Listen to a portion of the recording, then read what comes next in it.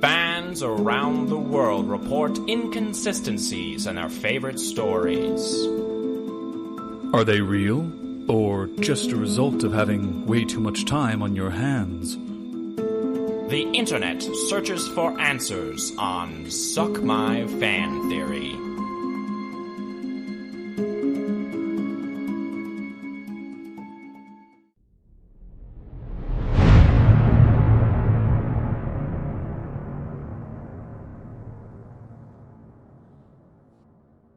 Famed author Angelica Pickles has granted a rare public interview. The year is 2000, the dawn of the new millennium, and only one interviewer has the power to draw such an exclusive guest: Oprah Gail Winfrey. Angelica is promoting her powerful memoir, released earlier that month to rave reviews and widespread praise. Tales of a Rugrat, a book that would become a worldwide phenomenon. A phenomenon that would catapult Angelica amongst the great thinkers of her age. The book detailed the early life of Miss Pickles and her 7 compatriots: Tommy, Chucky, Phil, Lil, Susie, Kimmy, and Dill. They tumble in and out of trouble, inventing delightful imaginary lands and developing together as a diverse group of young children growing up in a post-Nixon America. Their stories captivated young and old readers alike, reminding us all of what it meant to be young at heart. Miss Pickles intended the interview to be a celebratory announcement of her second memoir, Rugrats, All Grown Up. Instead, it became the quintessential gotcha interview as Oprah scrutinized her every word and brought into question the validity of her memoirs. Here is an excerpt from the fiery exchange. Dear guests, today we have a very special guest. Please welcome Angelica Pickles!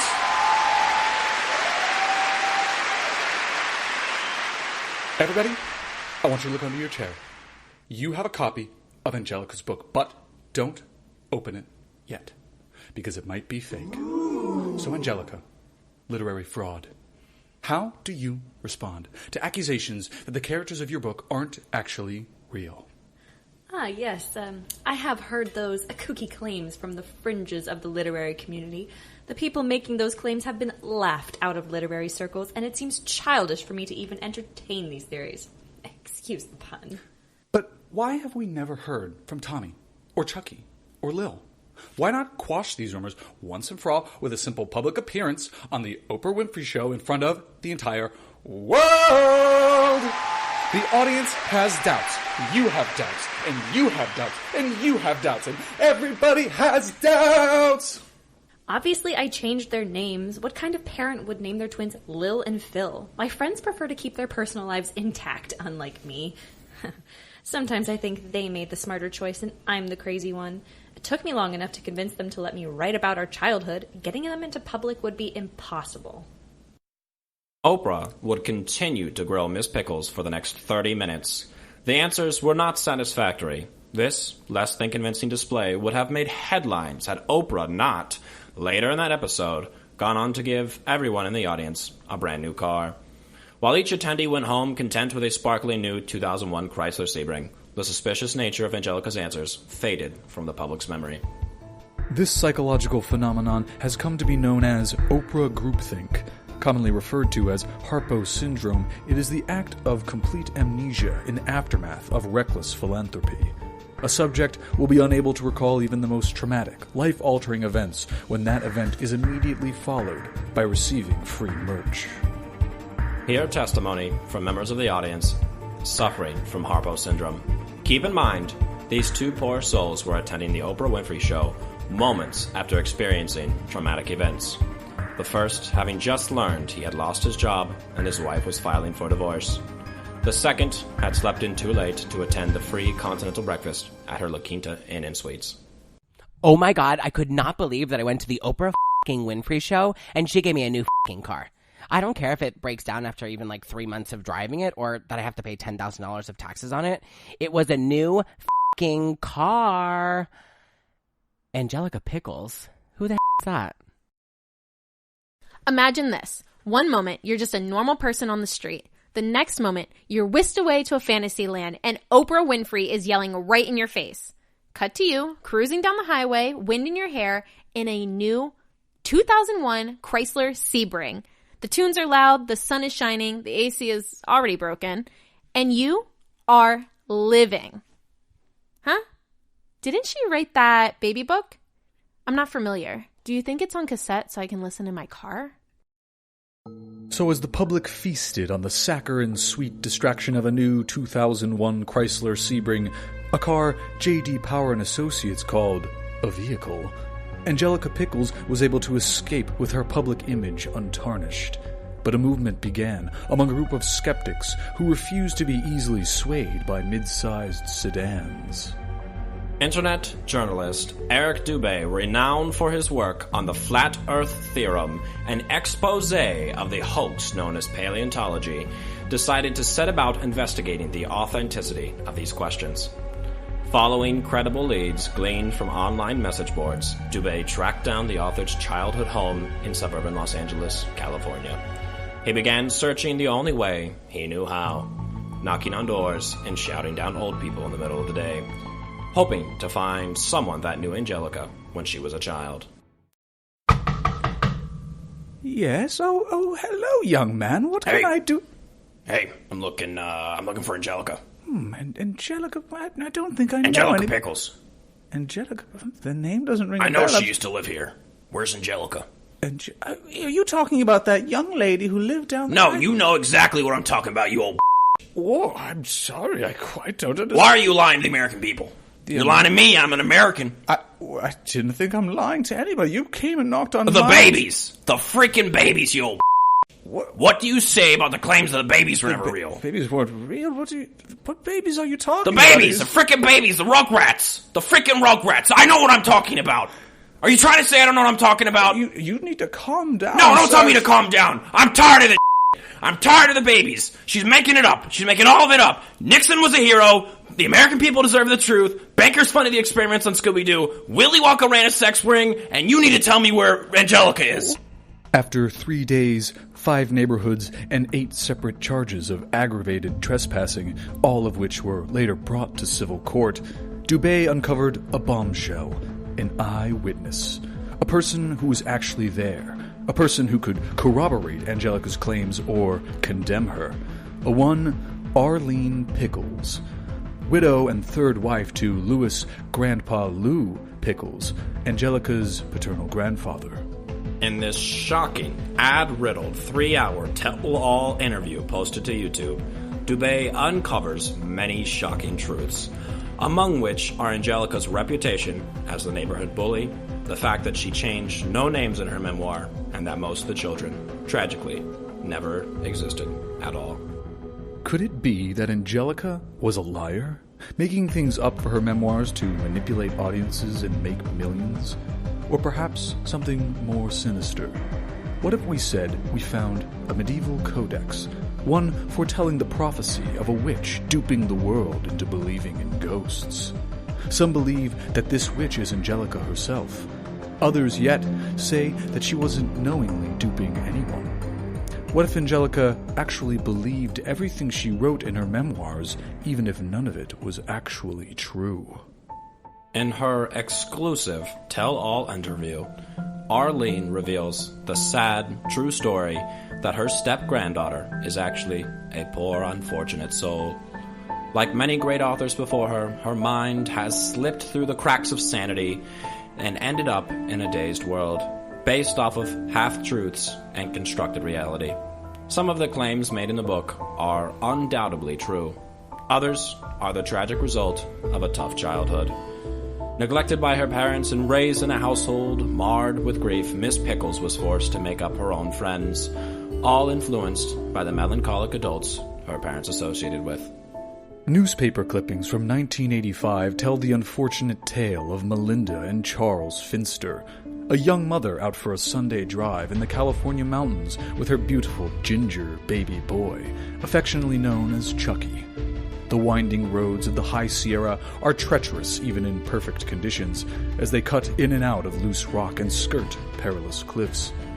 Adding any hazard to this environment can prove deadly. Every day we leave the comfort of our homes, we play a game of chance with fate. Some win to gamble again tomorrow. Others lose, wishing, if only, they could have had another turn at the table. Melinda Finster woke up that day, not knowing that she would lose. The nearby town of San Bernardino was having a festival to commemorate the life and times of Scooby-Doo. The sponsor for this event was Chiquita Bananas. The mascot of the company, a Carmen Miranda impersonator, was running late and decided to take a shortcut that would lead her into a fateful encounter with the Finster family. Hastily speeding down the road in her convertible sports car, she had forgotten to secure her signature headdress. She had lost her head, the hat had lost a banana, and Melinda Finster lost her life. Father and husband Chaz was devastated at the loss of his life partner and young ginger son. In the court proceedings and newspaper interviews, he is described as a nervous wreck. While recovering from the shock, he spent some time in the home of family and friends, the Pickles. How else could a young Angelica handle the unimaginable grief of a man who had lost everything than by creating an imaginary friend? A son for this unconsolable man, equally as frightful. Oh, poor Chaz was an absolute wreck after Melinda passed. If we weren't careful, he would return to that stretch of highway to keep his mind occupied, just staring at the tire marks left on the ground. He never ate a banana again. In 1973, at the height of the tyrannical reign of Richard M. Nixon, the U.S. Supreme Court decided on Roe v. Wade, a landmark ruling that the regulation of abortion by state and federal government was unconstitutional. Not only did this enrage the criminal president, but it also gave women everywhere the right to choose what happens to their bodies. Women like Betty DeVille, a family friend to the Pickles and famous softball player of the time. Arlene Pickles vividly remembers the fights that Betty and her husband Howard would get into at various dinner parties and social functions. Also present at these squabbles, a young Angelica. The constant bickering of the two and growing belly of Miss DeVille allowed for Angelica's imagination to run wild, believing that a baby would soon come out, but never seeing the result. The young girl made up more friends to join her at her fantastical, imaginary tea party. Not knowing whether or not the expected baby was a boy or girl, she created a set of twins. I wasn't around them for long, but I could tell they weren't getting along. Any time they'd start up screaming about why she wasn't taking her birth control, we'd shoo Angelica away. Encourage her to play with another one of her uncle's failed contraptions. She probably called the boy Phil because she always heard them hollering about the pill. But to imagine the sister was named Lil because it rhymed. Speaking of her uncle and his failed contraptions, what about Tommy Pickles, Angelica's first cousin and the so-called leader of these Rugrats? What about him? Surely she could not live her whole life assuming she was related to someone who does not exist. In fact, that is exactly what she did. Arlene talks fondly of her one-time stepson, Stu, and his dedication to his new family. She describes the joy he felt knowing that he would be a father, taking pride to make all of the toys his son would one day play with. Tragically, she also remembers, with a survivor's clarity, the pain he felt when his son was found to be non-viable. His house became a shrine to the playdates he would never see. Even after he found out, Stu just kept making toys. He would disappear into the basement for hours, leaving Dee Dee all alone.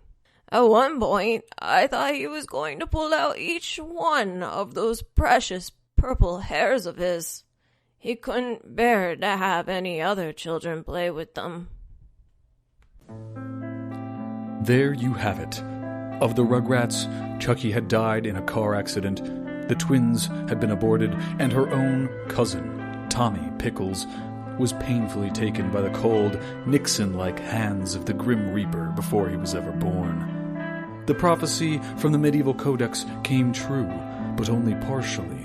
A woman made millions believe in ghosts that she herself truly believed in. But what does it matter if she made them up? The stories she tells are just as real as the audiences make them. The skepticisms and questions would have to be confined to the subscribers of Eric Dubé's YouTube channel, a group that numbers in the dozens. We here at Suck My Fan Theory have also found that Arlene is in no way related to Angelica Pickles. Her name actually being Arlene Klasky, Eric Dubé's geriatric romantic partner. So, who really knows what the truth is, but, quite frankly, who really cares? This all makes for great television. At the end of his interview, Eric Dubé synthesized his findings of his investigation thusly. So that's it, folks. They're turning the frickin' frogs gay, and there's nothing you can do about it. Don't forget to smoke grass, eat and that the babies were fake the whole time. All grown up, more like all made up.